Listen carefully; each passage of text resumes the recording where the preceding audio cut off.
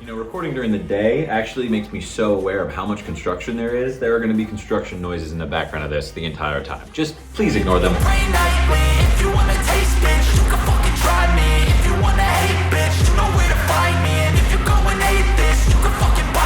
Guys, this is like Avatar. You know, it's not really like Avatar at all, because this movie's third act doesn't suck. This one was better. Hoppers was better. I can say that. That could be my clickbait title. Hoppers was better than Avatar. So whenever a new Pixar movie drops, it's supposed to be this big thing, and I know it hasn't really been for the past few years. In fact, when I say past few years, it's probably been even since before COVID. Maybe Inside Out 2 got people to come out. It's all kind of been conversations surrounding why Pixar is dying and why Pixar isn't as good as it used to be. It's sort of become circular, where Pixar was known for something, and now it's sort of known for being known for that thing and not being anymore.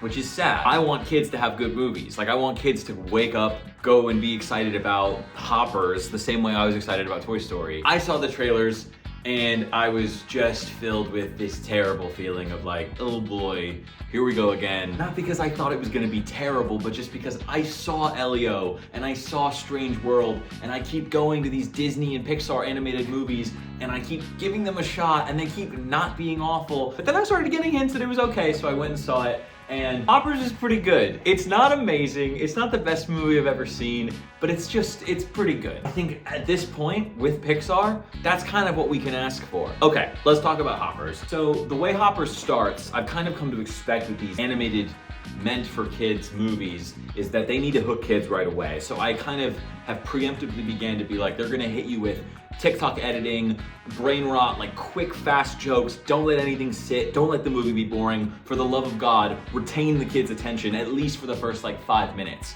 And then once the kid is sat and in the movie, then they have to watch it, then they'll pay attention, then the movie can be a movie. Hoppers didn't do it after a little bit, so maybe I'm wrong. Maybe they did do exactly what I just described. First and foremost, I'm gonna say it's exactly the same start as Elio, like genuinely the exact same. I know nobody remembers Elio, I barely did. Kid in a situation, showing that they're an outcast, kind of, you know, displaying that they're not like the other kids, but they have a passion, and then the parents getting mad at them, and then like using that as an opportunity to send them to do something that they care about. Like I was like, this is Elio. But then it pivots, and they go to grandma's house, and she sits at the glade, and the grandma just is like, come on, honey, let's go for a walk.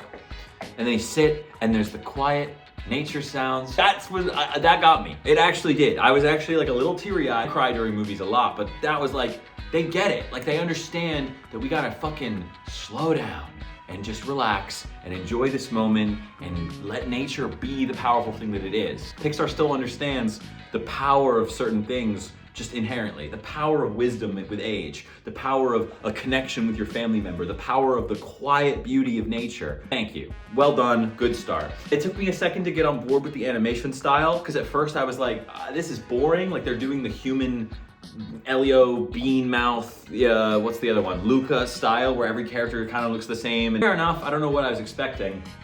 But then I started to see the animal designs. This doesn't sit right with me. Like, they don't look right. They look like they're trying to be accurate, but then the faces are all very strange and stylized and like cartoonified. And it kind of made me feel like there was a weird dissonance. What's the alternative? Is we just go like, you know, super hyper realistic, and that always kind of feels wrong when you do movies like this, because it either doesn't blend in, or like, you know, you have like, I forget if it was Elio or one of those movies, there was like uber hyper realistic cat walking around next to like a basically photorealistic wine glass. It loses something. It looks impressive when you watch it, but it loses some kind of connection, artistic something. There's something that is missing with that. But then it allows them, when they swap between the human understanding the animals versus the animals understanding the animals, and they can be more animalistic and then they can be more human, and you can kind of play with that dynamic in the animation style. That part I thought was pretty cool, and it was seamless, like they did it effectively. It also ties in to the other thing I liked about Hoppers,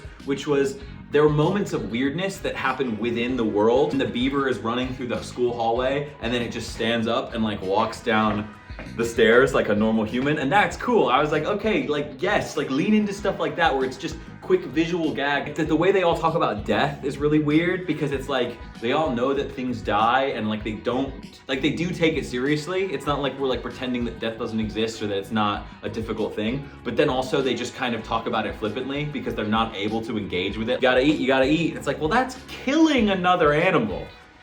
But all right, I guess we've all accepted that we're gonna kill each other because that's how life goes, and we can't really dive into the specifics of that, so we're not gonna try. Her personality as a fiery, passionate person, when given the ability to act on those feelings, does something. Like, that's fun because she's not just like getting to know the animals and Mary suing her way through and all of them are like, you're the best, you should be our leader. Like, she does stuff. She's like, wait a minute, my whole life I've wanted to protect the animals. Now I'm an animal who can protect the animals. I'm gonna go do it. I'm gonna go climb that tree and bring it down. I'm gonna break stuff because that's what we need to do. And then we get to the point where the liar revealed thing happens. Sad when the beaver is dragging the animatronic beaver away. Like, I got that. That part was good. But her being like, I just don't understand. I just don't understand why everyone's fighting and like whatever.